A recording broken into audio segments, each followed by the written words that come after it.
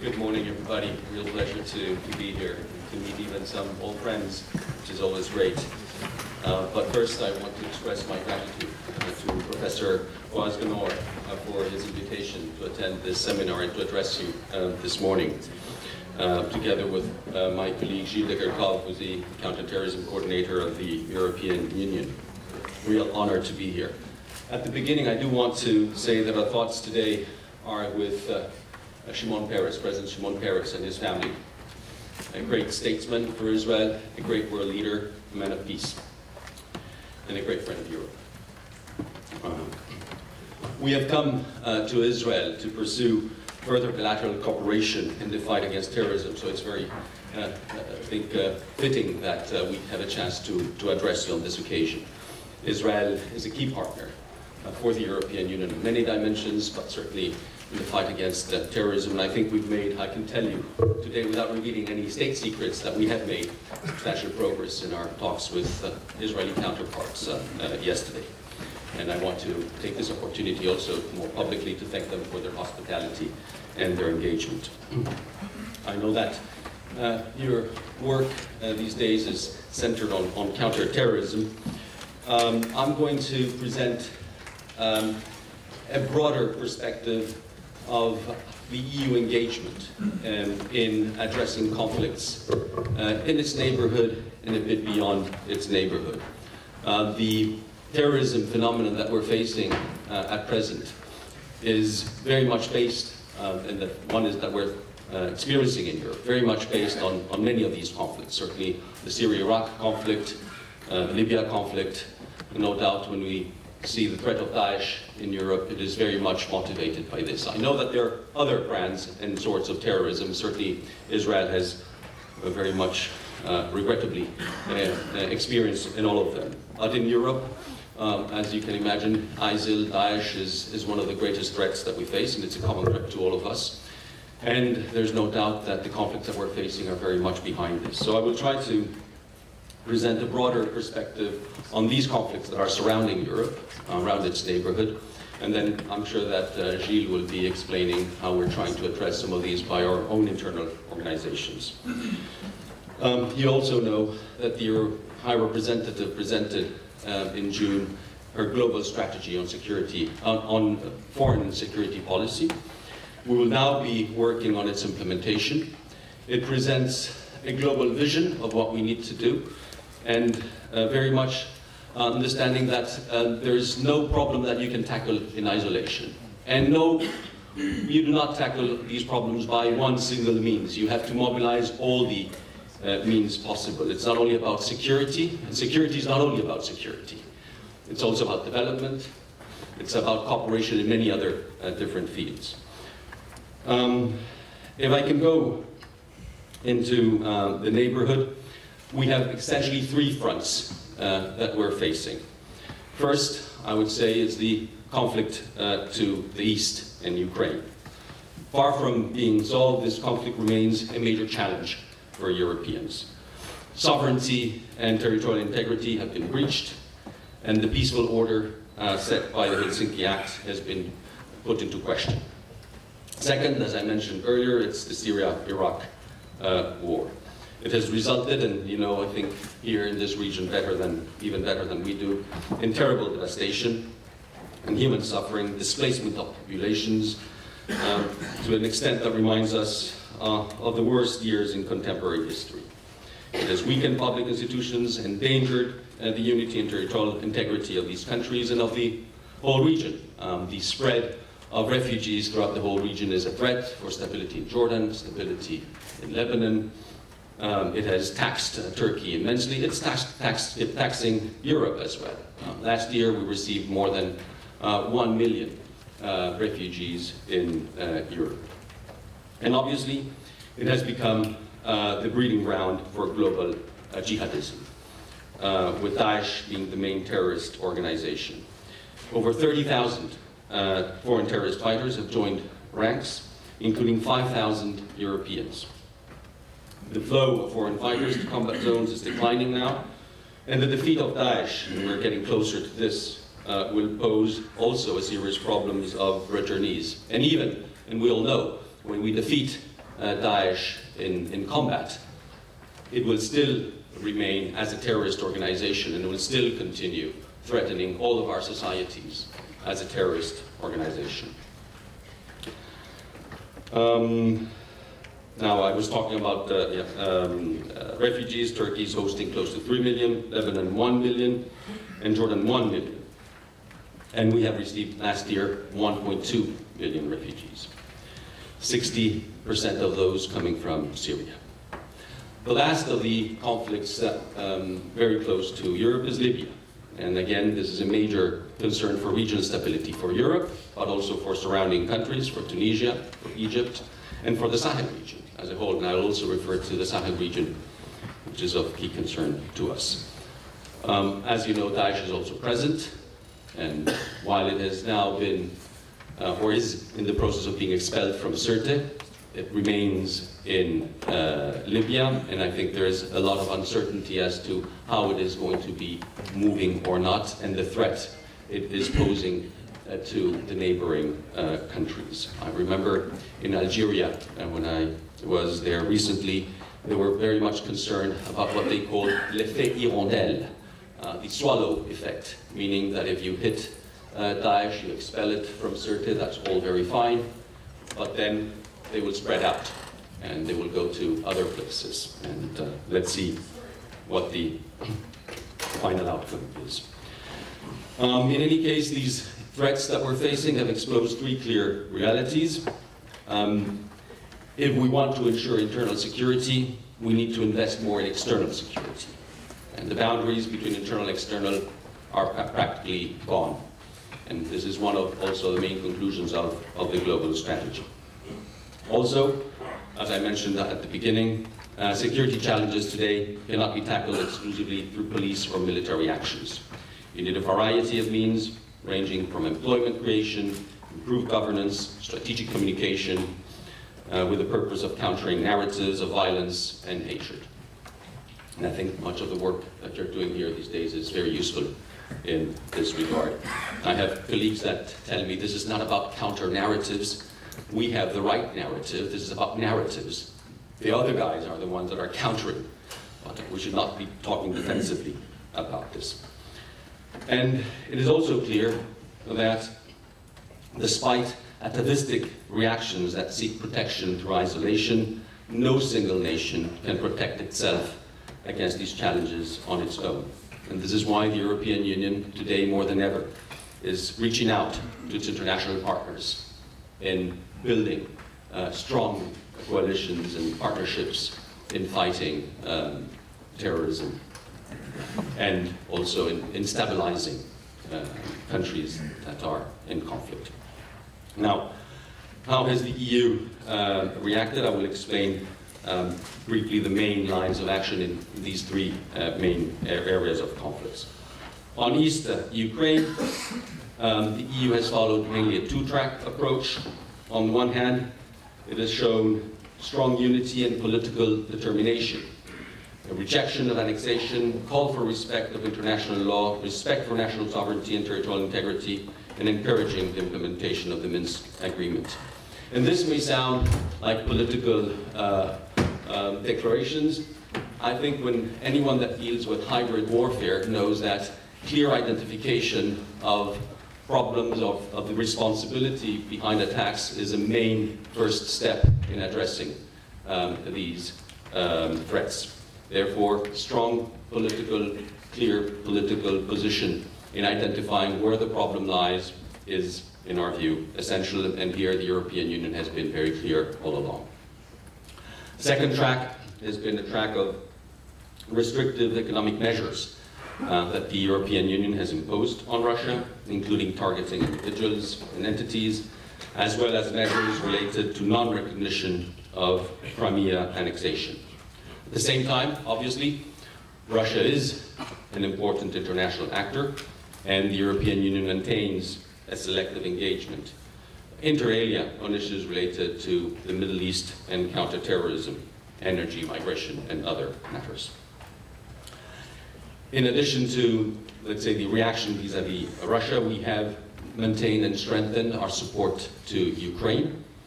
we have signed the deep and comprehensive free trade agreement with Ukraine. We're supporting it through microfinancial assistance.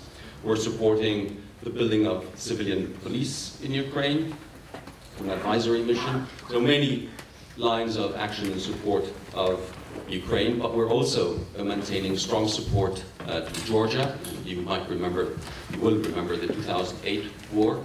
We have a mission protecting the boundary line between Georgia and Abkhazia and South Ossetia. And we're also supporting Moldova in its dispute on Transnistria, also with the border issue.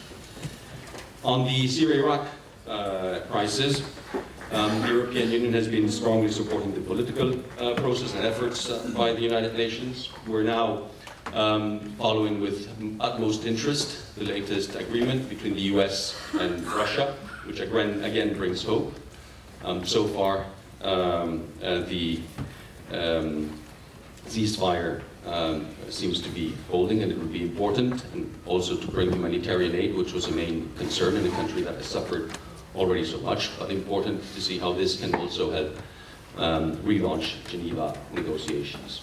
We're also enhancing EU direct participation in support of the global coalition. Many of our member states are participating in combat operations directly.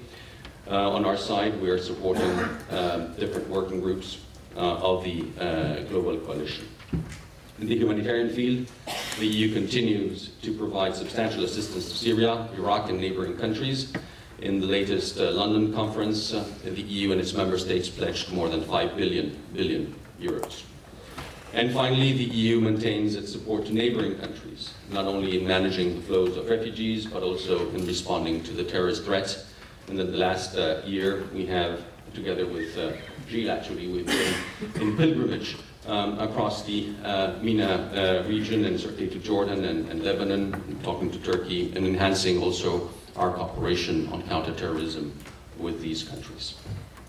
On Libya, the third center of conflict surrounding Europe, the EU is not only engaged politically and through cooperation and development instruments, it's also engaged operationally. We have a maritime operation, and initially, as you know, this maritime operation was aimed at disrupting the business model of traffickers of migrants, but now it has extended its task to cover wider security tasks, and notably in supporting the enforcement of the arms embargo against Libya. It is also now engaging in training the Libyan Coast Guard, and this would be a first, let's say, security force that could be at the disposal of the government of national accord. So it's also a way of reinforcing the government of national accord so that it doesn't only rely on militia structures, and changing actually the militia structures into national security and defense entities, which I think is the goal that we all share. We're also engaging with the GNA and in order to help the rebuilding of Libyan police, and also helping them in the control of their borders. These are still very complex projects, as you know well the challenges that the government of national accord is under. And it is clear that unless we find a political agreement, it will be very difficult to make further progress. So we're also very much engaged with other countries in the region in encouraging such a political agreement. But there, as I mentioned, in Libya, we are operationally involved and ready to become more involved as the situation permits us to do so. I wouldn't want to close this section without referring very briefly to the Middle East peace process. And one has the feeling that within such a complex panorama, there's a tendency to forget the importance of peace between Israel and Palestine. This remains a major issue of concern for the European Union. And we still believe that there is no alternative to a negotiated two-state solution that meets Israeli and Palestinian legitimate aspirations, ends the occupation of territories, and resolves all permanent status issues, and ensures security of Israel and Palestine. The EU welcomed the latest quartet's report, endorsed its recommendations, and we will continue to work with Israeli and Palestinian counterparts to make progress. Briefly, I don't know how long I've been speaking, but I'll try to address quickly now the neighbors of our neighbors. And we realize that if we really want stability, we cannot just stop in our neighborhood, we have to go a bit beyond. And here, I will refer today concretely to the Sahel and the Horn of Africa. An area of fragility and stability and instability runs from Mauritania to the east up to Somalia. And we are engaged, the EU is engaged, in increasing the resilience of these countries for enhanced cooperation and development, to turn this into an area of stability. If we want to ensure that Europe and Northern Africa is protected, we need to ensure that this belt that runs from Mauritania to Somalia is an area of stability. It's an area of the poorest countries in the world with huge empty spaces, so an area that is easily prey to terrorism and traffickings of all kinds. So we're engaged quite heavily in the Sahel region in supporting and building security and defense forces. We have three missions in support of building military capabilities in Mali and police capabilities in Mali and Niger. And our goal now is what we call the regionalization of our efforts, of our CSDP efforts in that part, from building on these three missions to extend our capacity building support for defense and security forces of all the G5 Sahel countries, means extending these efforts to Burkina Faso, Mauritania, and Chad. And you're not unaware, obviously, that in the southern part, these countries are faced with another terrorist challenge, which is Boko Haram, which is also linked to Daesh. So very important that we maintain our support to these countries. We're also supporting, as much as they may want, the G5 structures, and we are encouraging as much as we can as well cross-border cooperation. And this is not something that we will finish in a few months or years. This is an investment for the long term. So here we're going to be engaged through our missions and operations with our trainers and advisors for the years to come, obviously as much as our partners in the Sahel will want us to be there. But so far they do want us to be there. We also know, again, that this is not only about security and defense, I mentioned at the beginning, it's also about development, and certainly this will be an important part of our efforts. On the eastern part, which is a more complex part of the world, there's a certain homogeneity in the Sahel, more complicated in the east. And there we're trying to build on the efforts that the international community has launched already many years ago in Somalia. And Somalia is reaching a very crucial point with a certain fatigue in AMISOM, nevertheless accompanied with progress in the political track. And we have training missions there as well. We have a security operation in the coast as well, fighting piracy, as you know, maritime operation. And we're reviewing now our efforts to ensure that we do our utmost to make them effective, and that we can help develop Somali national forces and forces that will also be effective in the regions. So there's a balance between national level and regional level that we will have to dwell more into. Obviously, I've mentioned, let's say, the new challenges. This does not mean that the European Union forgets its older challenges. We continue engaged in the Western Balkans. When the CSDP was launched at the beginning of the decade of the 2000s, it was Western Balkans was our focus. Now, I won't say that we've solved the Western Balkans, but it is in a more stable and solid condition, but we still have different operations deployed in the area, and we will continue our efforts there. We also have, of course, engagement in Afghanistan. And actually, I didn't mention this today, but if we look at the expansion of the terrorist threat, yes, I mentioned what is closer to Europe and also, I think, to Israel, our efforts in Africa. But no doubt that another big front in the fight against terrorism would be in Southeast Asia, is already in Southeast Asia. And the way these countries will be reacting to Daesh will be very important. We know that all these efforts and intentions of us would just remain nice words unless we develop capabilities that are necessary in order to face them, and therefore, as a follow-up to the global strategy, the High Representative Mogherini will be presenting in November what we call a Security and Defense Implementation Plan. And among the actions of that implementation plan, development of military capabilities for European countries will be a main priority. So we are going to be engaged in the coming years, hopefully, and we believe that member states are supporting this very intensely, in developing and using all the tools of the European Union in developing military capabilities. And obviously, and I will finish with this, my friend Gilles is telling me I've already overstayed my welcome. We will also be strengthening our cooperation with NATO as a main partner.